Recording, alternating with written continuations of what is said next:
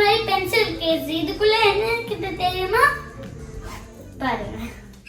Hi hello friends, welcome back to my channel. இன்றைக்கி வீடியோவில் வந்து ஒரு 2 டேஸ்க்கான vlog தான் பார்க்க போகிறீங்க. ஒன்று வந்து நாங்கள் ஊருக்கு கிளம்பணும் இல்லைங்களா, அதுக்கு முன்னாடி வாரம் எடுத்த அன்னைக்கான வீடியோ. அதுக்கப்புறம் வந்து இன்னொரு வந்து பார்த்திங்கன்னா நம்ம பிளான்ஸ் எல்லாம் வாங்கினோம் இல்லைங்களா, அதுக்கெல்லாம் பாட் வாங்கலான்னு ஐக்கியாவிலேருந்து வாங்கிட்டு ஒரு 1 or 2 வீக்ஸ்க்கு அப்புறம் நான் வந்து கடைக்கெல்லாம் போயிருந்தேன். ஒரு 2-3 கடைக்கு போனேன்.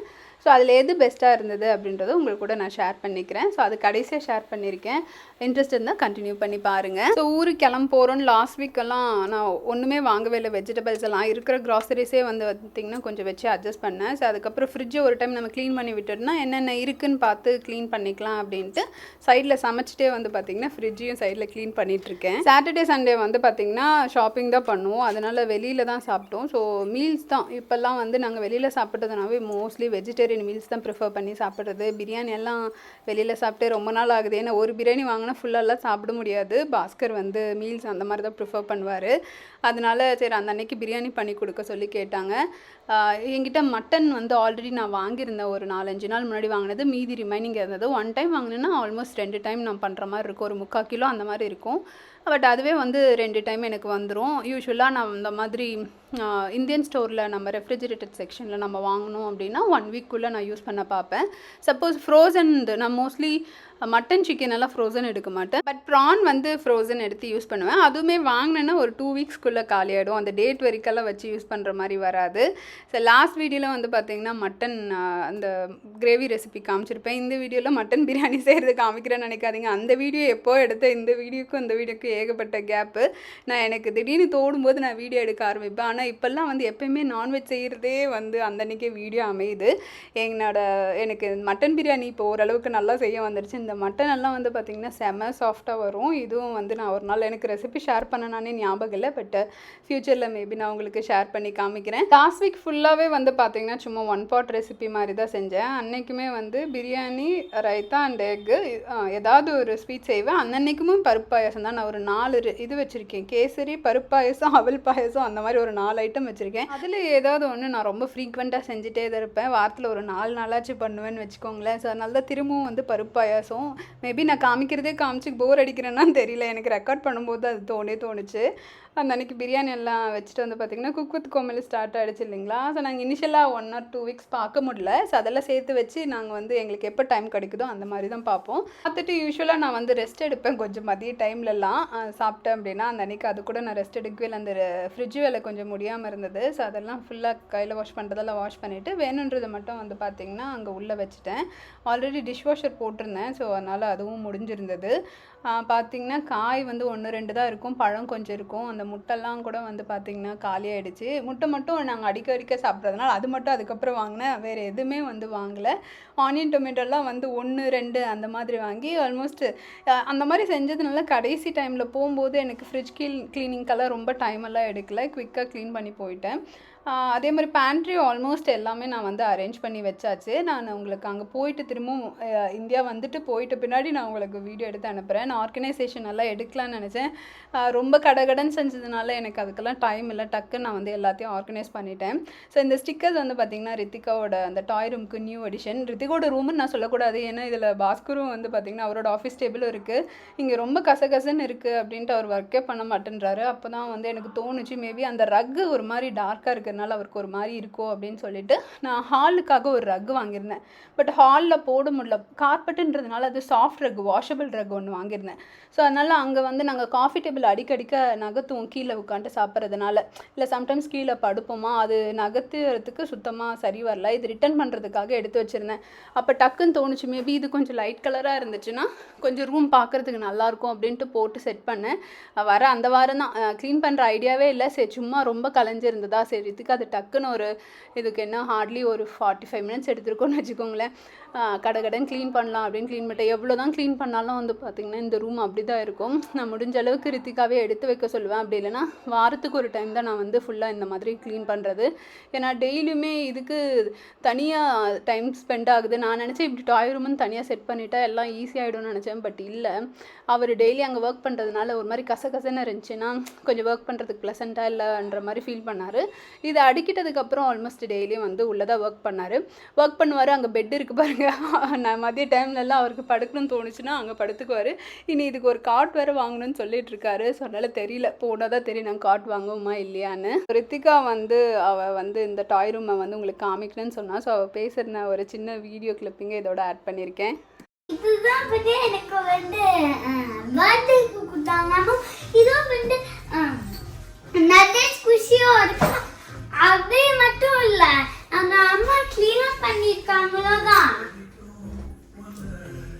பார்க்கணும்னா ஆடுகளாம் பார்க்க கூடாது, ஆடுகளாம் பார்க்கணும்னு சொல்லுங்க. அப்புறம் வந்து இந்த பிரேக்ஃபாஸ்ட் தான் இதுலேருந்து வந்தது. இதுதான் ஒரு சூட் கேஸ். இந்த மாதிரி பென்சில் கேஸ். இதுக்குள்ள என்ன இருக்குது தெரியுமா? பாருங்க, ஸ்டிக்கர்ஸும் டாட்டூவா இருக்குது. அது மட்டும் இல்ல, இது பிக் பஸ்ஸும் இருக்கு. அது ஃபினிஷ் பண்ண முடியல, அதுக்கு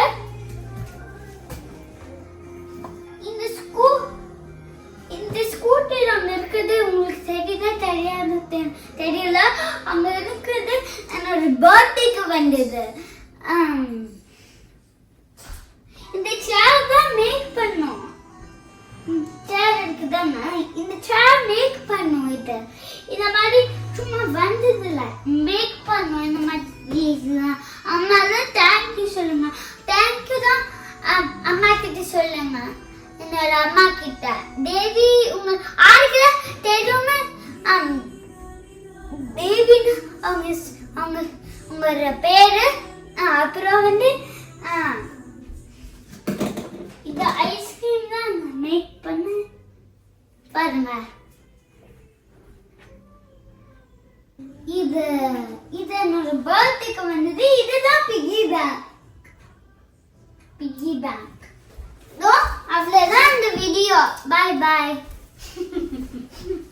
என்னோட பேசிட்டு இருந்து இது வந்து பார்த்திங்கன்னா நான் பாட் சொன்னேன் இல்லைங்களா. ஸோ இந்த அட் ஹோம்ன்ற கடை வந்து பார்த்திங்கன்னா ஒரு கடல் மாதிரி இருக்கும். எனக்கு வந்து ஒரு 2-3 இயர்ஸ் பிஃபோர் தான் இந்த கடையே தெரிய வந்தது. என்னோடய ஃப்ரெண்ட் ஒருத்தவங்க கூட தான் வந்து பார்த்திங்கன்னா ஃபஸ்ட்டு இங்கே வந்து பார்த்தா அப்பா எவ்வளோ பெருசாக இருந்தது, எவ்வளோ திங்ஸ் இருந்துச்சு. இங்கே இல்லாத திங்ஸே இல்லைங்கிற மாதிரி இருந்துச்சு. வீட்டுக்கு தேவையான அத்தனை திங்ஸ் இருக்கும்.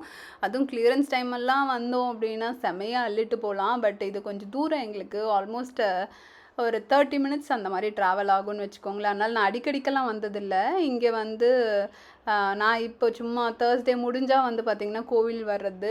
ஸோ அந்த கோவிலேருந்து ஒரு 2-3 மைல்ஸில் இருக்கும். அதனால் சரி வந்து பார்க்கலாம் அப்படின்ட்டு வந்து பார்த்திங்கன்னா ஃபஸ்ட்டு எடுத்தோடனே இங்கே தான் வந்தேன் நான் பாட் பார்க்க.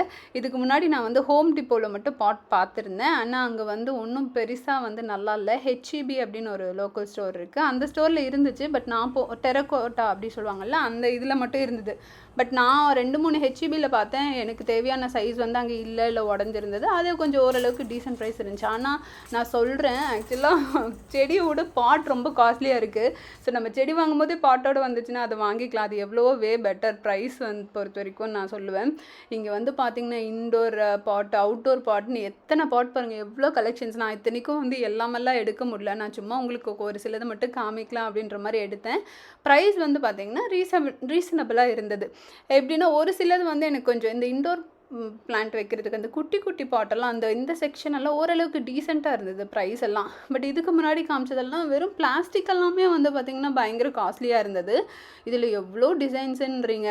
பட் நம்ம இந்த மாதிரி பிளான்டர் வாங்கும்போது நம்ம முக்கியமாக பார்க்கக்கூடியது வந்து பார்த்திங்கன்னா ஹோல் இருக்கான்னு பார்க்கணும். ஏன்னா அந்த ஹோல் இல்லை அப்படின்னா வந்து பார்த்திங்கன்னா பிளான்ட் சீக்கிரமாக அழுகி போயிடும் அப்படின்னு சொல்லுவாங்க, தண்ணியெல்லாம் கரெக்டாக ஊற்றல அப்படின்னா. சப்போஸ் அந்த ஹோல் இருந்ததுன்னா அட்லீஸ்ட் எக்ஸ்ட்ரா வாட்டர் இருந்தால் கீழே அப்படி வடைஞ்சு வந்துடும்னு வச்சுக்கோங்களேன். அதனால் கண்டிப்பாக அதை பார்க்கணும். இருக்கும். ஈவன் டாலர் ட்ரீல நம்ம வாங்குற பாட்டில் கூட வந்து பார்த்திங்கன்னா அந்த ஹோலுக்கான இடம் கொடுத்துருப்பாங்க. எனக்கு ஃபஸ்ட்டு நான் ஒரு 4 இயர்ஸ் பிஃபோர் நான் செடி வைக்கும்போது எனக்கு தெரியாது, அவுட்டோர் செடி வைக்கும்போது. அதுக்கப்புறம் தான் தெரிஞ்சது. ஃபஸ்ட்டு அது ஏதாவது ஒன்று வச்சு சும்மா அப்படி உள்ளே தள்ளி விட்டுனாவே அதில் ஓட்டை விழுந்துரும். அப்போல்லாம் எனக்கு தெரியல. ஸோ கண்டிப்பாக நீங்கள் வந்து அதை செக் பண்ணிக்கோங்க பிளான்ட் வாங்குறதுனா. ஸோ அங்கே வாங்கிட்டு கொஞ்சம் பிளான்டர் வாங்கிட்டு வந்துட்டேன். ஸோ சும்மா எதுக்கோ அடுத்த நாள் வால்மார்ட்டுக்கு போனேன். பார்த்திங்கன்னா எங்கெங்கேயோ போய் தேடினேன். இப்போல்லாம் வால்மார்ட்டுக்கே வரதே இல்லை. வால்மார்ட்டில் வந்து பார்த்திங்கன்னா அவ்வளோ இருந்துச்சு. கொஞ்சம் ரொம்ப ரீசனபிளாக இருந்தது ப்ரைஸை பொறுத்த வரைக்கும். அந்த பெட்டர் ஹோம்ஸ் அண்ட் கார்டன் அப்படின்ற ஒரு பிராண்ட் இருக்குது பாருங்கள், அது கண்டிப்பாக செக் பண்ணி பாருங்கள். மெயின் ஸ்டேஜ் ஓகேவாக இருந்தது அதோட பிளான்டரு. பேசாமல் எங்கேயும் போகாமல் வால்மார்ட்டுக்கே நான் ஃபஸ்ட்டே வந்திருந்தேன்னா வந்து பார்த்திங்கன்னா சூப்பராக இங்கேருந்தே எடுத்திருப்பேன். ஸோ அதுக்கப்புறம் இதில் ஒரு 2-3 பாட் எடுத்தேன். நான் ஆல்ரெடி அட் ஹோமில் கேட்டு தான் வந்தேன். 90 days ரிட்டர்ன் பாலிசி இருக்குன்னாங்க. So probably maybe 1 or 2 return பண்ணால் பண்ணுவேன். பட் அதுக்கும் பிளான்ட் ஏதாவது வாங்கினேன் அப்படின்னா அதுவும் ரிட்டர்ன் பண்ண மாட்டேன். ஸோ இந்த பிளான்டர்லேயே வந்து பார்த்திங்கன்னா செல்ஃப் வாட்டரிங் பிளான்ட்னு ஒரு சிலது இருக்கும். அது வாங்கினா இன்னும் சூப்பர். இல்லைனா இது கடியில் அந்த ஓட்டை இருக்குது இல்லைங்களா, அதனால் தண்ணி வழின்னு ஏதாவது ஒரு பிளேட் மாதிரி ஒன்று வைப்போம். அது பேர் எனக்கு என்னன்னு தெரியல. ஸோ நான் வாங்கினதெல்லாம் குவிக்காக உங்களுக்கு காமிக்கிறேன். சைடில் அங்கே பாஸ்கர் பேசிகிட்டு இருந்தார். நான் பாட்டு திடீர்னு எடுத்து இந்த மாதிரி நான் வாய்ஸ் ஓவர் கொடுத்துக்கலான்னு வீடியோவில் காமிச்சேன்னே அவர் கிண்டல் பண்ணிட்டு இருந்தார் அங்கே.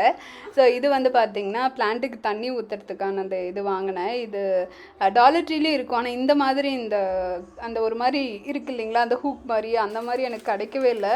நான் இது வரைக்கும் பார்த்ததுலேயே அங்கே தான் வந்து $2 அட் ஹோமில் தான் கிடச்சிது. ரொம்ப சூப்பராக இருக்குது தண்ணி ஊற்றுறதுக்கு. நீங்கள் சப்போஸ் பிளான்ட்டுக்கு தண்ணி ஊற்றினா இந்த மாதிரி வாங்கிக்கோங்க. நீங்கள் வேணால் நார்மல் மக்கில் கூட ஊற்றலாம். பட் எனக்கு இதில் ஊற்றுறதுல கொஞ்சம் கன்வீனியண்ட்டாக இருந்த மாதிரி இருந்தது. ஸோ அதனால் அது ஒன்று வாங்கினேன்.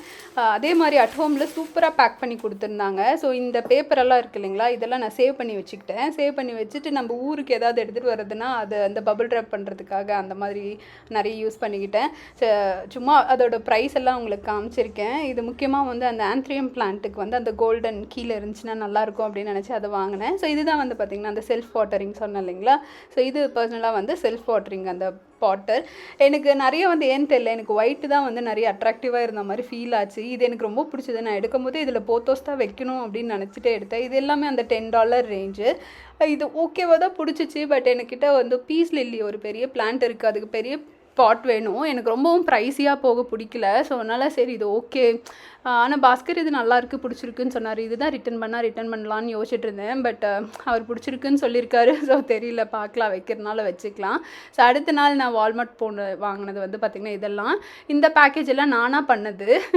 அதனால் நான் ஒரு 2-3 நானும் கவர் சேர்த்து போட்டு வாங்கினேன். கொஞ்சம் அதிக பிளாஸ்டிக் தான், அதுக்கெல்லாம் என்னை திட்டிடாதீங்க. பட் நான் சொல்கிறேன், கொஞ்சம் சேஃபாக எடுத்துகிட்டு வரணும் இல்லைங்களா.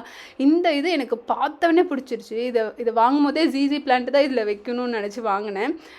எனக்கு என்னமோ இது பார்க்கவே ரொம்ப நல்லா இருந்தது. மேபி இது கிச்சனில் வச்சாலும் வைக்கணும் அப்படின்னு நினச்சேன். இதுவும் எனக்கு ரொம்ப பிடிச்சிருந்தது. ஸோ இதுவும் எந்த பிளான்ட்டும் தாட்டில் வச்சு வாங்கலை. பட் இது எனக்கு அது மாதிரி ஒரு ஸ்டோன் ஃபினிஷ் மாதிரி வந்தது. இது எல்லாமே வந்து இதில் ப்ரைஸ் இல்லைன்னு நினைக்கிறேன். பட் வந்து $7-8 அந்த ரேஞ்ச் தான் நினைக்கிறேன். நீங்கள் வால்மார்ட்டில் பெட்டர் ஹோம்ஸ் அண்ட் கார்டன்ஸ் அந்த பிராண்டோட பிளான்டர்னு போட்டு பாருங்கள். அந்த பிளான்டர் அந்த பாட்டெல்லாம் வந்து பார்த்திங்கன்னா பூச்செடியெல்லாம் வாங்குறதுக்கு வந்து நீங்கள் ஏர்லி ஸ்ப்ரிங்லேயே போயிட்டிங்கன்னா நிறைய கலெக்ஷன்ஸ் இருக்கும். ஸோ இதுதான் வந்து பார்த்திங்கன்னா லாஸ்ட்டு பாட்டு. இதுவும் வந்து $10 அந்த ரேஞ்ச் தான் நினைக்கிறேன். எனக்கு மறந்துருச்சு ஆக்சுவலாக. ஸோ இதுதான் வந்து இதில் தான் வந்து பார்த்திங்கன்னா இப்போ பீஸ் லில்லி வச்சு டிவி பக்கத்தில் வச்சுருக்கேன். அதுவும் ரொம்ப பிடிச்சிருந்தது. ஸோ வால்மார்ட்டில் போயிட்டு இந்த மாதிரி ஷூ யூஸ்வலாக நான் ரித்திகாக்காக வாங்குவேன். ஸோ இந்த முறை வால்மார்ட்லேயே நான் அப்படியே எடுத்துட்டேன். ஸோ அவ்வளோதான் இன்றைக்கான வீடியோ. ஐ ஹோப் உங்கள் எல்லாருக்கும் கொஞ்சம் யூஸ்ஃபுல்லாக இருந்திருக்கும் அப்படின்னு நினைக்கிறேன். இந்த வீடியோ பிடிச்சிருந்தா கண்டிப்பாக லைக் பண்ணுங்கள். என் சேனலோட கண்டென்ட் செக் பண்ணி பாருங்கள். பிடிச்சிருந்தா கண்டிப்பாக சப்ஸ்கிரைப் பண்ணி சப்போர்ட் பண்ணுங்கள். உங்கள் எல்லோரும் நான் நெக்ஸ்ட் வீடியோவில் பார்க்குறேன். Until then, bye and thank you all for watching.